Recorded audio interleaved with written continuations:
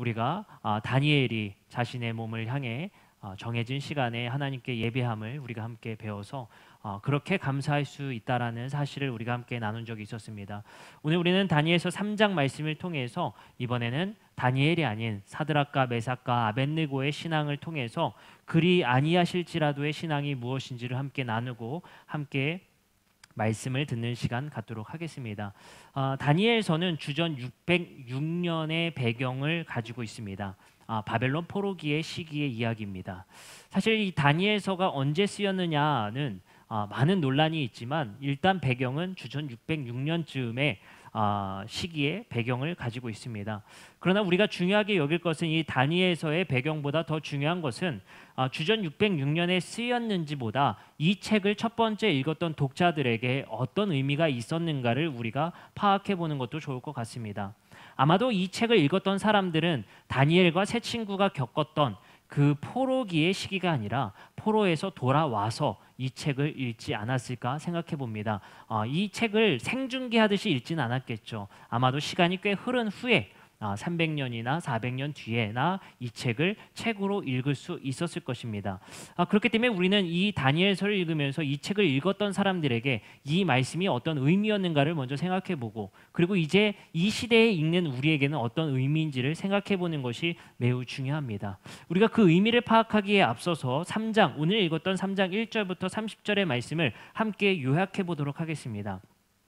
3장 1절부터 30절의 말씀을 우리가 함께 요약할 때에 사실 우리가 다니엘서가 참 익숙한 말씀입니다. 왜 익숙하죠? 다니엘과 세 친구라는 이름으로 주일학교 때부터 참 많이 거론되어진 이야기입니다. 사자굴에 들어갔지만 살아남았던 다니엘과 세 친구의, 그리고 오늘 읽었던 풀무불에 들어갔지만 한 사람이 더 있었던, 천사가 함께 했었던 그 말씀, 그리고 또 왕의 진미를 거절하며 신실함을 지켰던 다니엘의 모습, 이러한 모습들이 우리가 잘 기억하는 이야기입니다. 오늘 3장의 말씀을 우리가 함께 요약해 보면 3장 1절 말씀을 통해서 느부갓네살 왕이 거대한 금 신상을 세우게 됩니다. 그리고 2절부터 5절까지 말씀을 통해서 느부갓네살이 자신의 모든 행정 관리들을 소환해서 그 신상 앞에 절할 것을 명령합니다. 그리고 6절에서는 그렇게 하는 것을 거부하는 자는 불타는 풀무불에 태워질 것이라고 약속합니다. 그리고 7절부터 12절의 말씀은 다니엘의 세 친구들이 왕의 명령에 복종하기를 거부하자 왕의 관리들 중 일부가 그들을 느부갓네살에게 고발하게 됩니다. 13절부터 15절의 말씀은 그 소식에 왕은 분노하여 그 세 사람을 부른 다음에 그들에게 자기의 명령에 복종할 또 한 번의 기회를 주게 됩니다. 15절 상반절에는 그는 계속 불복종하면 죽음에 이를 것임을 그들에게 말하게 됩니다. 16절부터 17절의 말씀은 그 세 사람은 왕 앞에 서서 자기들의 하나님이 자기들을 불에서 건져내실 수 있다고 왕에게 말하게 됩니다. 그리고 18절, 설령 그가 그렇게 하지 아니하신지라 해도 그들은 왕의 신들을 섬기지 아니할 것이고 금 신상 앞에 절하지 아니할 것임을 분명히 밝히게 됩니다. 이것이 오늘의 말씀의 요약입니다.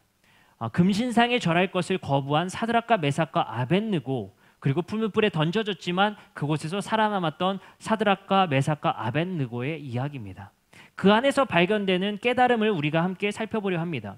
먼저는 우리가 세 번의 이야기, 왕의 진미를 거절했던 신실한 모습, 풀무불에 빠졌지만 살아남았던 이야기, 그리고 사자굴에서도 살아남았던 이야기의 세 가지의 깨달음을 함께 보려 합니다. 첫 번째는 2장 47절의 말씀을 보면 이런 말씀이 있습니다. 2장 47절에 왕이 대답하여 다니엘에게 이르되 너희 하나님은 참으로 모든 신들의 신이다. 다시 말해서 이 다니엘서는 바벨론 왕을 통해서 한 가지의 고백을 하게 됩니다. 하나님은 모든 신 중에 신이라는 깨달음. 두 번째입니다. 오늘 읽었던 본문 중에 3장 28절에 보면 이런 말씀이 있습니다. 느부갓네살이 말하여 이르되 사드락과 메삭과 아벳느고의 하나님을 찬송하라. 하나님은 바벨론이 찬송해야 되는 존재라는 사실을 깨닫게 말합니다. 그리고 오늘 우리가 중요하게 읽을 세 번째의 깨달음을 함께 보려 합니다. 바로 18절의 말씀입니다. 함께 읽어보도록 하겠습니다. 3장 18절입니다. 함께 읽겠습니다. 시작. 그렇게 하지 아니하실지라도 왕이여 우리가 왕의 신들을 섬기지 아니하고 왕이 세우신 금 신상에게 절하지도 아니할 줄을 아옵소서. 오늘 우리는 이 3장의 말씀에서 이 고백이 매우 중요하다는 사실을 기억하셨으면 좋겠습니다. 이 고백의 찬양도 있죠. 그리 아니하실지라도 감사해요 라는 찬양을 우리는 불렀죠. 그 고백이 바로 여기에서 나오는 고백입니다. 사드락과 메삭과 아벳느고가 바로 고백했던 그렇게 하지 아니하실지라도 나는 왕이여 우리 왕의 신들을 섬기지 아니하고 왕이 세우신 금신상에도 절하지 않겠다라는 고백입니다. 여기서 우리는 중요한 한 가지의 깨달음을 더 추가하게 됩니다. 그것은 무엇이냐? 하나님께서 우리를 건져내지 않아도 풀무불에 한 사람이 더 있었던 것 같이, 다시 말해 하나님이 우리를 건져내시지 아니할지라도 하나님은 우리와 함께 계시다라는 사실입니다. 이것이 오늘 본문에서 우리에게 말하고자 하는 중요한 세 번째 깨달음입니다. 이것이 고백이 매우 중요함을 우리는 깨달아야 합니다. 이 성경을 읽은 독자들이 처한 상황에서 봤을 때 그 어떤 상황에서 자신들이 건져내지지 않은 상황에서 읽은 책이기 때문입니다. 다시 쉽게 설명드리면 이런 겁니다. 이 책을 읽었던 사람들은 바벨론에서 포로기에서 풀려나 이스라엘로 돌아왔지만 썩 그 상황이 좋아지지 않았고 그 상황이 별로 나아질 것이 없던 상황이었다라는 것입니다. 다시 말해서 하나님이 우리를 더 좋은 삶으로, 더 나은 삶으로 우리를 이끌지 아니하실지라도 우리는 다른 방법을 택하지 않겠다라는 고백이 바로 이 말씀 속에 담겨있는 중요한 말씀입니다. 바벨론의 포로에서 해방되어 그 어떤 손에서 건져내지 않은 듯한 자신들의 상황입니다. 그 상황은 어쩌면 깨달음 첫 번째, 모든 신 중의 신이며 바벨론도 찬송해야 될 존재라는 하나님이 별로 와닿지 아니할 수도 있습니다. 우리의 상황이 나아지지 않고 우리의 상황이 좋아지지 않고 별로 변하지 않은 것 같은 우리의 삶 속에서 하나님이 모든 신 중에 신일지라도, 하나님이 바벨론이 찬송해야 될 존재랄지라도 우리가 과연 그 대상에게 어떻게 예배해야 되고 어떻게 찬송할 수 있을지에 대한 엄청난 회의감이 있을 수 있습니다. 그것이 바로 이스라엘 백성들이 읽었었던 이 다니엘서의 말씀에 처했던 상황입니다. 그때 이 고백이 중요하다라는 것입니다. 우리의 상황이 썩 나아지지 아니할지라도, 우리가 하나님께서 우리를 건져내지 아니하실지라도 우리는 그것에 믿음으로 신실하게 살아가겠다라는 것입니다. 이것이 어떤 믿음입니까? 바로 우리의 믿음에 있어서의 본질은 건져내어지는 신앙이 아니라 하나님께서 우리와 함께 계시다라는 신앙이 중요하다라는 것을 우리에게 알려주고 있다라는 것입니다. 이스라엘이 집착했던 신앙은 바로 하나님이 이 지옥 같은 풀무불의 세상에서 건져내실 거라는 소망과 기대만이 가득 찼던 이스라엘의 신앙이었습니다. 하지만 하나님께서는 오늘 말씀을 통해 그들에게 깨닫기 원하시는 바가 있었던 겁니다. 너희들의 삶이 지금 풀무불과 같을지라도, 지옥과 같이 뜨거울지라도, 그것이 끝나지 않는 풀무불의 인생 같을지라도, 그곳에서 마치 건져내지지 않는 그 끝없는 풀무불 속일지라도, 그럼에도 불구하고 그 안에서 하나님의 신앙을 유지하고 신실함을 지켜내라는 것입니다. 그것이 얼마나 힘들겠습니까? 이스라엘 백성들이 포로기에서 돌아온 후에 고백한 말씀을 보면 우리는 잘 알 수 있습니다. 느헤미야서 9장 36절로부터 37절에 이런 말씀이 있습니다. 이스라엘 백성들은 돌아왔지만 우리가 오늘날 종이 되었는데 곧 주께서 우리 조상들에게 주사 그것의 열매를 먹고 그것의 아름다운 소산을 누리게 하신 땅에서 우리가 종이 되었나이다. 우리의 죄로 말미암아 주께서 우리의 세우신 이방 왕들이 이 땅에 많은 소산을 얻고 그들의 몸과 가축을 임의로 관할하고 있사오니 우리의 곤란이 심합니다라는 하나님에 대한 탄식입니다. 다시 말해 돌아왔지만 나아진 것 하나도 없다라는 겁니다. 이스라엘 백성들은 아마 대단히 실망했을 것입니다. 그들에게 있어서 하나님에 대한 신앙이 모든 신 중의 신이며 바벨론도 찬양해야 될 그 신이 우리를 건져내어 주셨지만 우리의 삶에 나아짐은 없고 우리의 형편은 별로 좋아진 것이 없었기 때문입니다. 그곳에 돌아왔지만 그 땅을 밟았지만 여전히 우리는 이방 왕들의 체제에서 모든 것을 그들에게 바쳤어야 되기 때문입니다. 다니엘서는 바로 이러한 상황에서 새로운 믿음을 요구하는 것입니다. 상황을 보는 것이 아니라 하나님이 함께 하시다는 것이 본질이라는 것입니다. 어쩌면 우리 기독교가 타락하고 기독교가 무너지는 데 있어서는 건져냄의 신앙이 우리의 본질인 줄 알고 우리가 신앙생활을 했을 수 있기 때문입니다. 많은 청년들이 저에게 와서 말합니다. 예수 믿었지만 달라진 게 하나도 없습니다. 신앙생활을 열심히 했지만 달라진 게 하나도 없습니다. 그저 부정적인 생각이 가득한 청년들이라고 여기기에는 그들의 현실이 정말 녹록지 않은 것 같습니다. 많은 청년들이 갖고 있는 스펙을 보면 정말 대단합니다. 스펙이 있지만 그들이 나약해서 그러는 것일까 생각해 보기도 합니다. 그들이 나약하다고 해서 그들을 나약하게 만든 것은 어쩌면 우리일지도 모릅니다. 우리는 어쩌면 그들의 신앙 속에서 여겨지는 이 고백들이 왜 그런지를 우리는 살펴봐야 됩니다. 어쩌면 기독교가 무조건 풀무불에서 건져낼 수 있을 거라는 기대만 주는 신앙이 아닐까 우리는 생각해 봐야 됩니다. 우리를 소망만 주는 신앙으로 생각하진 않았는지, 또는 우리가 잘 되고 잘 풀릴 것이라는 신앙만을 가르치진 않았는지 우리가 돌아보게 됩니다. 어쩌면 하나님께서는 이스라엘 백성들에게 젖과 꿀이 흐르는 가나안 땅을 주시겠다고 약속했지만 그들이 정작 갔었던 가나안 땅은 그렇게 녹록하지 않았습니다. 그곳에서 이스라엘 백성들이 추구했던 신앙은 무엇이었겠습니까? 그들과 바벨론 포로기에서 돌아왔던 이스라엘 백성들에게 말하신 것은 오늘 다니엘서의 말씀을 통해서 말씀하시는 겁니다. 우리는 하나님께서 건져내실 수 있는 힘이 있지만 그가 우리를 건져내시지 아니할지라도 우리는 그가 우리와 함께 계시다라는 것이 우리가 감사해야 될 내용이라는 사실입니다.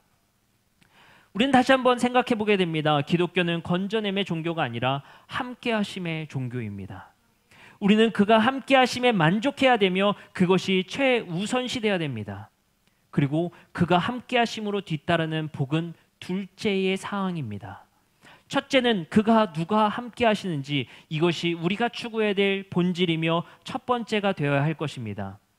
우리는 오늘도 힘겹게 고백하게 됩니다. 그렇지 아니하실지라도 하나님을 신뢰합니다. 어쩌면 예수님께서 우리에게 많은 조건들과 많은 명령들을 하셨습니다. 그리고 우리는 배웠습니다. 산상수훈의 말씀들. 심령이 가난한 자는 복이 있나니 천국이 그들의 것이며, 애통하는 자는 복이 있나니 그들이 위로를 받을 것이며, 온유한 자는 복이 있나니 그들이 땅을 기업으로 받을 것이며, 많은 규칙들을 우리에게 주셨습니다. 하지만 그 방법대로 살아봤지만 정말 팔복에서 우리에게 약속된 복이 우리에게 주어졌느냐? 그렇지 않은 사람도 있다라는 사실입니다. 우리는 그러한 상황들을 처했을 때, 그런 것을 받아냈을 때에 우리가 받는 박탈감은 상당합니다. 하지만 하나님께서는 우리에게 말씀하시는 겁니다. 그렇지 아니할지라도, 우리는 다른 방법으로 유턴하거나 우회하는 것이 아니라 그렇지 아니할지라도 당신이 세운 금신상에 절하지 않겠다라는 고백인 것입니다. 우리는 이 땅에서 하나님께서 주시지 않으면 금방이라도 하나님을 부인할 것처럼 살아갑니다. 마치 베드로와 같이 말입니다. 자신의 뜻대로 예수를 따라 줄기차게 따라 고백했던 베드로가 실망하여 예수님을 부인했던 이유가 무엇이었겠습니까? 자신의 기대와 달랐기 때문입니다. 우리는 그 사실을 접하면서 베드로를 욕할지 모릅니다. 하지만 우리가 베드로라는 사실을 기억해야 합니다. 우리는 우리의 욕망대로 하나님을 섬기고 우리의 뜻대로 우리가 계획한 바를 하나님께서 이루어 주시지 않는다면 우리는 실망하고 하나님을 언제든지 부인할 각오가 되어 있는 자들 아닙니까? 어쩌면 하나님의 뜻대로 사는 것이 아니라 우리의 뜻에 하나님을 맞추려는 삶이 바로 우리의 삶입니다.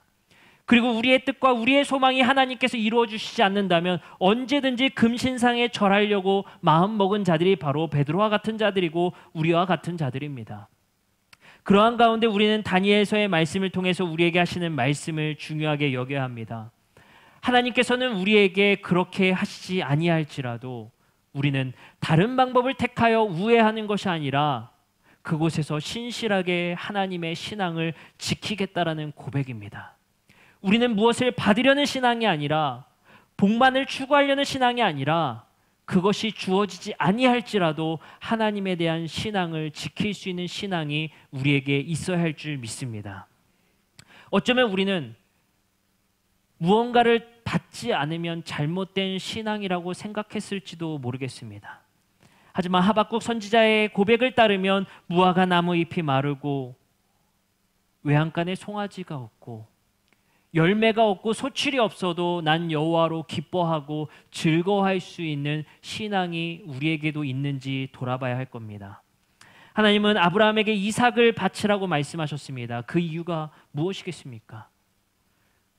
이삭에게 시험을 한 것입니다. 그 어떤 시험이었겠습니까? 과연 너가 이삭을 주지 않아도 나를 사랑할 수 있는가? 이삭 때문에 나를 사랑하는 것이 아니라, 이삭을 주어서 나를 사랑하는 것이 아니라, 건져내지 아니하도 이삭을 주지 아니해도 그 신앙을 지킬 수 있는가에 대한 바로 시험이었습니다. 하나님께서는 우리에게 어쩌면 그러한 시험을 우리에게 하시는 줄 모릅니다.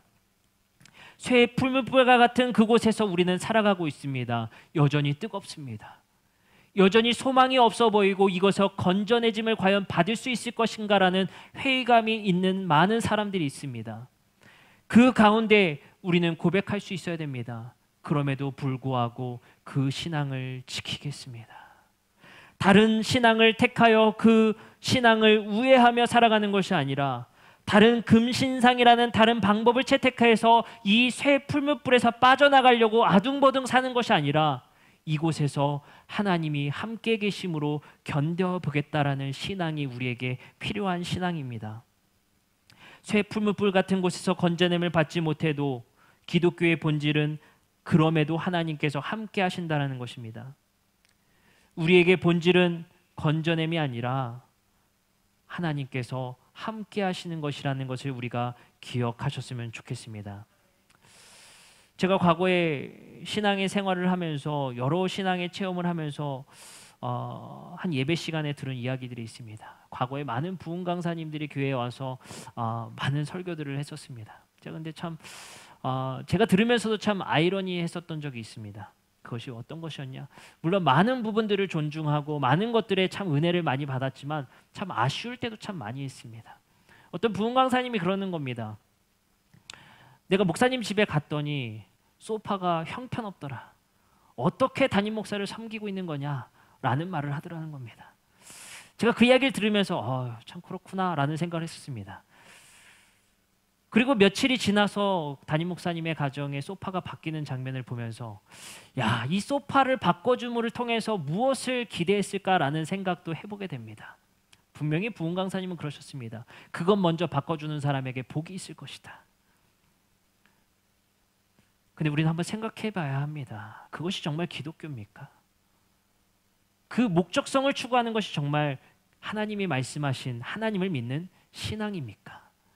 그것이 없는 것이라고 말하진 못하겠습니다. 하지만 정말 그것이 기독교의 본질입니까? 저 여러분들에게 좀 말씀드리고 싶은 게 있습니다. 제가 차고 있는 벨트가 16년째 차고 있는 벨트인데 여러분들에게 힌트를 드리는 겁니다. 여러분들 이 벨트 바꿔주시면 복 받을 겁니다라고 말하면 얼마나 좋겠습니까? 네? 얼마나 좋겠습니까? 네? 여러분들에게 제가 힌트를 드리는 거예요. 제가 근데 이런 설교를 하면서도 준비하면서도 참 두렵고 떨림이 있습니다. 하나님 말씀 앞에서 정직하고 싶은 설교자로서 참 두렵고 떨림이 있습니다. 무엇일까요? 이렇게 말하면 여러분들 목회자 안 섬겨도 되겠다라는 생각을 가질까 봐 얼마나 두렵고 떨리겠습니까? 갖고 있는 신앙 그대로로 하면 나 정말 좋을 텐데 라는 생각 저한테는 없겠습니까? 하지만 여러분들에게 말씀드리고 싶은 것은 성경에서 무엇이라 말하는지 정직하게 말씀에 다가설 필요가 있습니다. 여러분들의 신앙은 목회자에게 잘해서 받는 복을 추구하는 것이 아니라 그 목적성으로 여러분들이 섬기는 것이 아니라 우리에게 건져냄이 없을지라도 나에게 그런 대단한 축복이 없을지라도 섬기는 신앙이 여러분들에게 있어야 합니다. 사마리아인은 강도 받은 자를 도우면서 무엇을 요구했고 무엇을 기대했습니까? 그 기대 없이 섬기는 것이 진짜 이웃이라고 말씀하시는 것이 예수 그리스도의 뜻이었습니다. 우리는 어떤 목적을 가지고 어떤 축복을 기대하며 신앙생활하고 있습니까? 그것 없다고 말하지 못합니다. 분명히 성경에서 하나님께 예배하고 하나님께 진실로 섬기는 자에게 축복하시겠다는 약속이 있기 때문입니다. 그러나 하나님께서는 늘 말씀하시는 것은 그 건져냄이 없더라도 그 축복이 없더라도 너희들은 신앙을 지킬 수 있겠느냐라고 우리에게 도전하신다라는 사실입니다. 우리는 그 건져냄이 없다면 그 축복이 없다면 언제든지 부인할 수 있는 마음의 자세를 갖고 있지 않습니까? 그리고 그것이 언젠가는 주어질까라는 기대 때문에 신앙생활을 유지하고 있지는 않습니까? 우리는 돌아서야 될 줄 믿습니다. 그것이 없더라도 그 건져냄이 없더라도 그 풀무불에서 신앙을 유지할 수 있겠는가 우리에게 물어보십니다. 그때 우리는 믿음으로 고백할 수 있겠습니까? 믿으십니까? 아멘은 아무 데서나 하는 것이 아닌 것 같습니다. 그러하지 아니하실지라도 건져내심이 없을지라도 우리가 하나님을 믿으실 수 있겠습니까? 여기서 아멘을 하셔야 됩니다. 그것이 없을지라도, 그 도전이 우리에게 하나님께서 주실지라도, 내가 너에게서 이삭을 뺏어갈지라도 너는 나를 사랑할 수 있겠느냐 물어보신다면 우리는 아멘으로 응답할 수 있겠습니까? 다시 돌아와 우리가 아무것도 우리에게 주시지 않는 하나님이라는 공허함 속에, 허탈함 속에 주어지는 우리의 인생에서 그 하나님에 대한 신앙을 유지할 수 있겠냐라고 우리에게 물어보신다면 우리는 아멘이라 응답하실 수 있겠습니까? 그리고 여러분들에게 아무것도 주어지지 않는 종교가 기독교라고 말한다면, 이 자리에 와서 예배할 수 있냐라고 물어본다면 우리는 아멘이라 말씀하실 수 있겠습니까? 이 자리에 나오는 것이 그것을 기대해서 나오는 것이 아니라 하나님이 이 자리에 계신다라는 그 충분함, 하나님만으로도 충분하다라는 그 사실만으로 예배하실 수 있겠냐라고 우리에게 물어보신다면 아멘이라 응답하실 수 있겠습니까? 우리에게 주어지는 것이 없더라도 그저 하나님만으로 충분하다라는 그 사실 때문에 분문불 속에 하나님이 계시다라는, 그곳에 하나님으로 충분할 수 있다는 고백의 사드락과 메삭과 아벳네고의 신앙의 고백이 우리에게 있을 수 있겠습니까?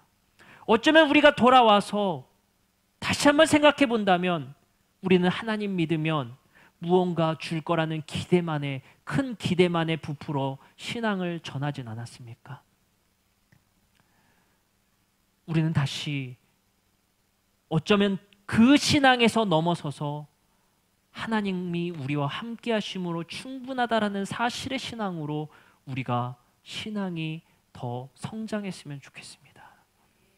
그것이 우리에게 주어지지 아니할지라도, 여러분들이 제 벨트를 바꿔주지 아니할지라도 그 섬김에 감사할 수 있습니다.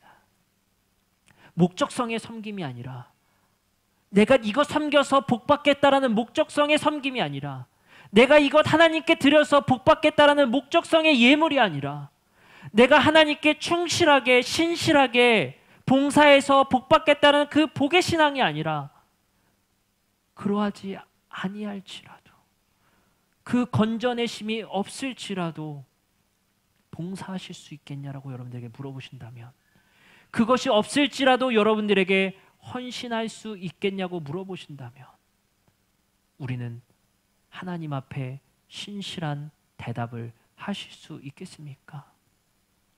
오늘 우리는 다시 한번 우리의 신앙을 되돌아봤으면 좋겠습니다. 그리고 우리의 신앙이 받으려는 신앙에서, 건져내지려는 그 소망의 신앙에서 이제 우리는 하나님이 함께 계심으로 충분한 신앙으로 넘어서셨으면 좋겠습니다. 여러분들, 우리가 예배함에 있어서 우리가 오전의 예배에 찬양으로 하나님의 임재를, 하나님이 이 자리에 앉아 계시기를 우리가 함께 찬양하지 않습니까? 여러분들, 그것으로 충분하시길 바랍니다. 이 예배에 우리가 무엇을 하려는 것이 아니라 이 자리에 앉아 있음으로 충분하실 수 있는 우리 성도님들 되셨으면 좋겠습니다. 여러분들의 가정에 함께 계신 하나님으로 충분하시기를 축복합니다. 여러분들의 가정에, 그리고 사회의, 직장에, 그리고 여러분들의 걸음걸음마다 주가 성령으로, 주님이 성령으로 여러분들과 함께 계시다라는 사실만으로 충분한 만족이 있으셨으면 좋겠습니다. 그리고 그 가운데 하나님께서 주어주시는 축복에 감사함으로 살아가시는 우리 성도님들 되셨으면 좋겠습니다. 이 시간 우리